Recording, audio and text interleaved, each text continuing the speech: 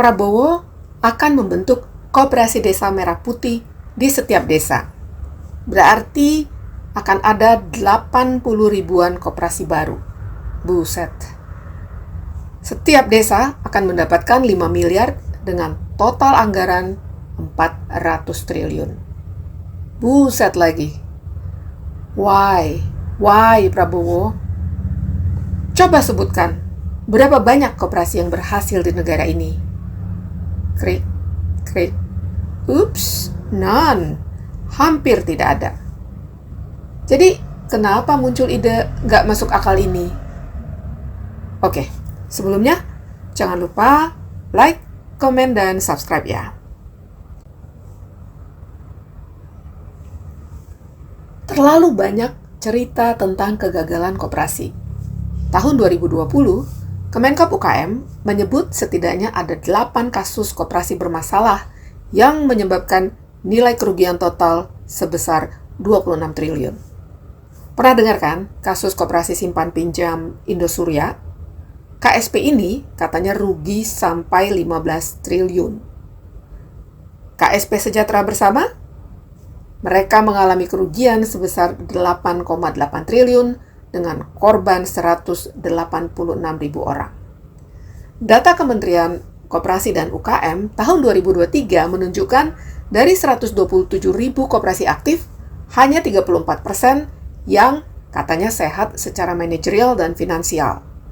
Ini saja kategori sehatnya sepertinya meragukan. Kebanyakan koperasi yang agak bertahan itu adalah koperasi karyawan, tentu saja dengan skala kecil, atau credit union. Kenapa saya berani bilang bahwa Koperasi Desa Merah Putih pasti akan gagal? Well, pertama, koperasi ini dibentuk oleh pemerintah. Jadi, bukan inisiatif para anggota seperti seharusnya koperasi.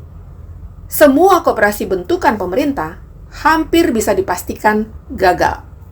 Ingat, koperasi unit desa atau KUD akhirnya hanya jadi alat distribusi pupuk dan kredit program pemerintah. Ketika Orde Baru tumbang, habis juga koperasi ini. Ingat kredit usaha rakyat?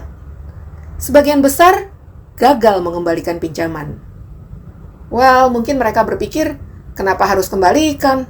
Uang duitnya pemerintah kok, kan duit kita-kita juga. Hehehehe. Kedua, tidak ada kapasitas manajemen yang memadai.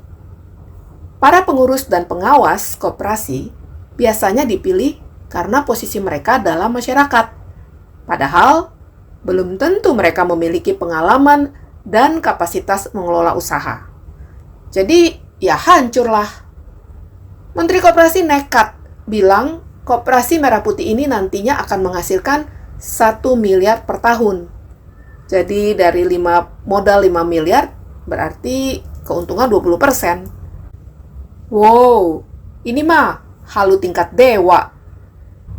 Ketiga, pemerintah sepertinya tidak punya gambaran soal kegiatan usaha di desa. Katanya, koperasi ini nanti akan mendirikan gudang untuk menyimpan hasil panen. Juga akan menghilangkan tengkulak, dan lain sebagainya. Ada juga sih yang bilang bentuknya adalah koperasi simpan pinjam. Entahlah, nggak jelas. Pemerintah ini tahu nggak ya bahwa belum tentu gudang adalah solusi dari masalah panen yang berlimpah. Sekarang saja ada banyak loh gudang dibangun di desa dengan dana pemerintah, tapi kosong, nggak dipakai. Hahaha. Pemerintah ini juga tahu nggak ya peran tengkulak dalam rantai pasok? Emang koperasi mau beli harga lebih mahal dari petani demi menyingkirkan tengkulak? Lah, nanti gimana kalau koperasi nggak bisa jual lagi karena harga belinya sudah kemahalan? Jadi tidak semudah itu, Fernando.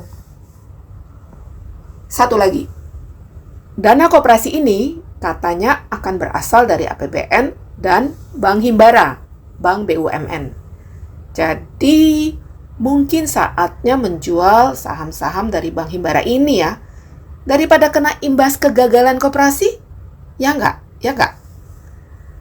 Oke. Jadi saya berani bertaruh. Koperasi Desa Merah Putih ini pasti akan gagal. Kenapa buang-buang duit untuk sesuatu yang pasti gagal? Duit rakyat loh.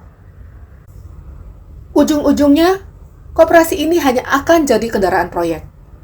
Koperasi ini hanya akan jadi bancakan para elit. Bancakan yang baru. Bancakan senilai 400 triliun. Ini harus kita hentikan.